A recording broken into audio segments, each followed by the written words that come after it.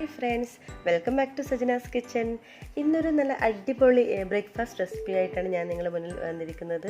അതായത് സാധാരണ നമ്മൾ തയ്യാറാക്കുന്ന വെള്ളയപ്പത്തിൽ നിന്നും ഒരു വ്യത്യസ്തമായിട്ടുള്ള ഒരു വെള്ളയപ്പമാണ് നിങ്ങളുടെ മുന്നിൽ ഞാൻ കാണിക്കുന്നത് കേട്ടോ. അരിപ്പൊടി ഉപയോഗിച്ചിട്ട് എങ്ങനെ ഈസി ആയിട്ട് വെള്ളയപ്പം എങ്ങനെ തയ്യാറാക്കാം എന്നാണ് ഞാൻ നിങ്ങളുടെ മുന്നിൽ കാണിക്കുന്നത്. അപ്പോൾ നമുക്കിത് എങ്ങനെ തയ്യാറാക്കാൻ നോക്കാം. ഇപ്പോൾ വീഡിയോയിലോട്ടേക്ക് പോകാം. അപ്പോൾ ഞാൻ വെള്ളയപ്പം തയ്യാറാക്കാൻ വേണ്ടി ഇതുപോലത്തെ ഒരു കപ്പിലാണ് ഇപ്പോൾ ഞാൻ അരിപ്പൊടി എടുത്തിട്ടുള്ളത്. അപ്പോൾ ഒരു കപ്പ് അരിപ്പൊടി എടുക്കുമ്പോൾ അതിൻ്റെ നേർ പകുതിയാണ് നമ്മൾ ചോറ് എടുക്കേണ്ടത്. അപ്പോൾ ഞാനിപ്പോൾ ഇതിൻ്റെ നേർ പകുതിയാണ് ഇപ്പോൾ ചോറ് എടുത്തിട്ടുള്ളത്. അപ്പോൾ നമ്മളിപ്പോൾ അരിപ്പൊടി ഒരു കപ്പ് എടുത്തിട്ടുണ്ട്, അതിൻ്റെ അര കപ്പ് ചോറ് അത് ഇതിലോട്ടേക്ക് നമുക്ക് ആഡ് ചെയ്ത് കൊടുക്കാം.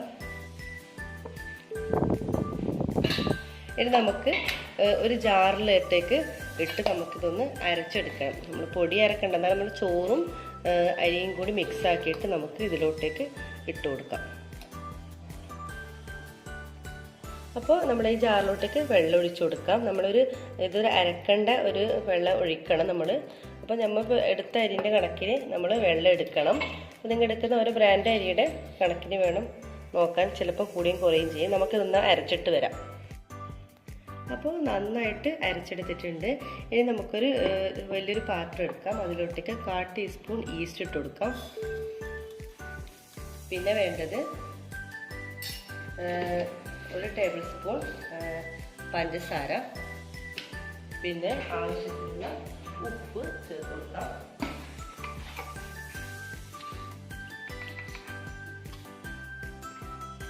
എന്നിട്ട് നമ്മുടെ ഈ ഒരു കുറച്ച് അരി മാവ് ഇതിലോട്ടേക്ക് ഒഴിച്ചു കൊടുക്കാം. നന്നായിട്ടത് മിക്സ് ചെയ്യാം.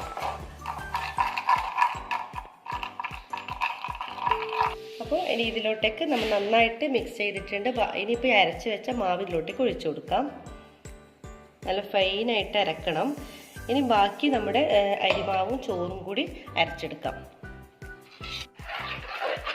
ഇനി നന്നായിട്ടൊന്ന് മിക്സ് ചെയ്ത് കൊടുക്കാം. നമ്മളിപ്പോൾ നന്നായിട്ട് അരച്ചു. ഇതൊന്ന് മിക്സ് ചെയ്തതിന് ശേഷം ഇത് മാക്സിമം ഒരു 5-8 മണിക്കൂർ നമ്മളിതുപോലെ വെക്കണം. എങ്കിൽ നന്നായിട്ട് പൊങ്ങി വരും. ഇപ്പോൾ അല്ലെങ്കിൽ ഓവർനൈറ്റ് വെക്കാം.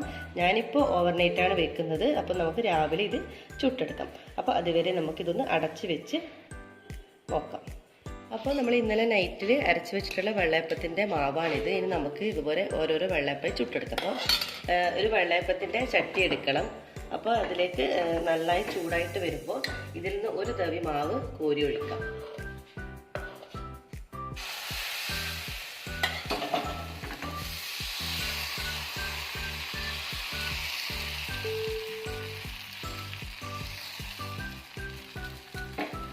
ഇനി നമുക്കൊന്ന് ഒരു 5-10 മിനിറ്റ് ഒന്ന് മൂടിക്കൊടുക്കാം.